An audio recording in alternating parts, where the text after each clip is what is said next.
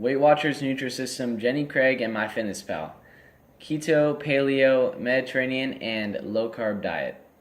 All of these programs and diets try to accomplish one thing: weight loss. Hello everyone. Relating to these weight loss programs and diets, I'm going to be talking to you guys today about a very common problem in America known as obesity, and a very simple solution for it as well. I believe that everyone who struggles with obesity or some form of being overweight deserves to have the hope in knowing that there is a solution, and that solution is intermittent fasting. For those of you who don't know what intermittent fasting is, it's basically a cycle involving a period of eating and a period of fasting. So the most common one is a 16-8 method, which involves 16 hours of fasting and in an 8-hour window of eating. So you only eat during the 8-hour window, basically. So some of you may be thinking that intermittent fasting is just like any other diet that doesn't work. Well, I've done a lot of research into intermittent fasting and watched a lot of videos just understanding what happens biologically. And I know it, and I know why it works, but don't just take it from me, take it from Alex Lickerman, who is a medical doctor. He says, intermittent fasting has been practiced worldwide based mostly on traditional, cultural, and religious grounds. But recent experimental data suggests it's not only safe, but also effective for achieving weight loss. So I'm going to be talking to you guys today about three things: about intermittent fasting, about how it solves the obesity problem, and lastly, how it is more effective than any other diet. So learning how to properly lose weight and how to just stay healthy in general is very important, especially if we know other people who are obese or who struggle with being overweight. And especially if we ever encounter them, we have to lose weight. It's very beneficial to know a solution to lose weight very easily. And finally, as a society, we should know how to lose weight, especially with intermittent fasting, because we ultimately want to solve this nationwide problem of obesity. So let's talk a little bit more about that problem. Basically, the United States has more obese people in America than anywhere else in the world. That's 78 million people. That's a lot of people. And nearly 40% of adults and 70% of children and teenagers are overweight in America. And with that obesity comes a lot of negative side effects. So diabetes, for example, is when you're obese, you have an increase of diabetes by 20 times. And heart disease increased by 81%, stroke by 64%, death by 250%. And about 15 to 20% of all cancer deaths are because of obesity. And with the obesity problem comes a lot of weight loss programs that try to solve it, but they oftentimes fall short. And one study especially examined this. They followed dieters for 2 years, and they found that 83% gained more weight than they had lost through the diet. And diets ultimately have like a 98% fail rate, and that's really bad. And one of the main reasons for that is because they slow down the metabolism, so you don't burn as many calories, and that makes it really easy to once you go down weight, to just go right back up again. So what's the plan? The plan is intermittent fasting based on the 16-8 method. So I mentioned before the 8-hour eating window where you can eat, and during that eating window you eat less food than you normally would, just because you have less time to eat it, essentially. And when you do break that 16-hour fast by eating, you're supposed to break it by having protein-rich, nutrient-rich foods, because when the body is flooded with glucose, you want those cells to not only get the glucose, but also a bunch of protein as opposed to like lots of fats. And normally, you want to start this fast once a week, and then eventually work your way up to multiple times a week until it's every single day.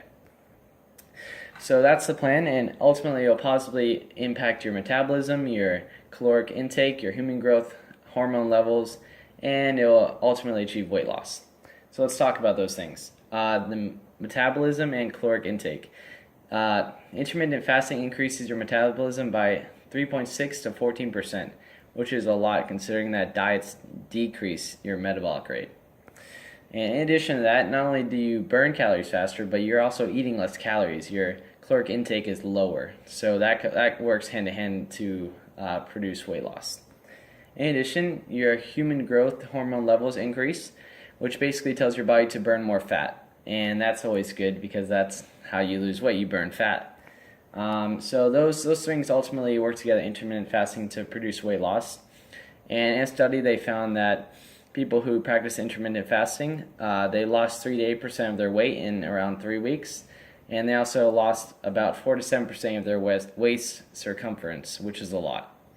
But more importantly than that is that they kept that stable weight, that healthy weight, as opposed to diets where you'll lose the weight, then all of a sudden after a little bit you start to gain the weight and you're back where you are, even worse, you weigh more. So intermittent fasting is different in that way. So a common objection to intermittent fasting is that it basically has to do with how in the 68 method you oftentimes skip breakfast, because normally the 8-hour window you normally choose like between 1 and 9 p.m. So you skip breakfast altogether.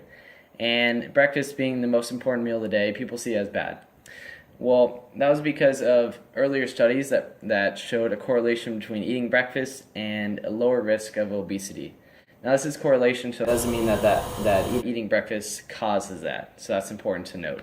Also, there's a study of obese individuals, and half of them were given breakfast, half of them were not given breakfast, and eventually there was no difference between them as far as the weight. So it shows that really eating breakfast doesn't really have much of an effect on our weight altogether.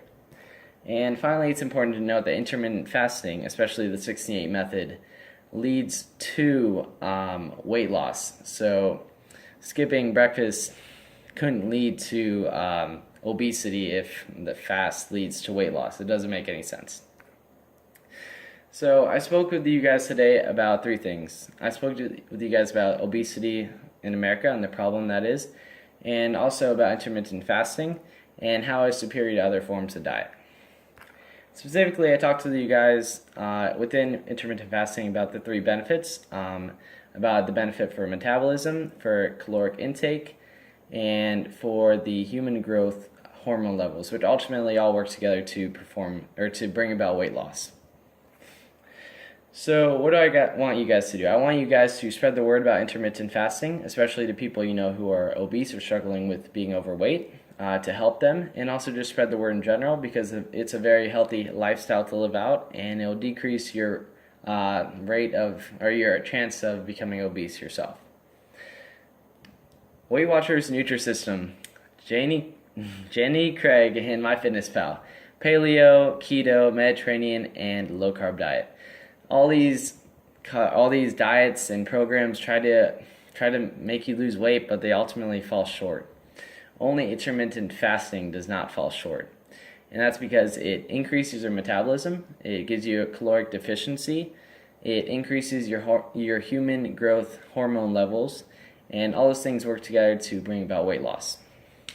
So I'm very glad to have been able to talk with you guys today about intermittent fasting. I hope that you guys now share the same passion that I have for it, and just the same passion to end obesity in our country.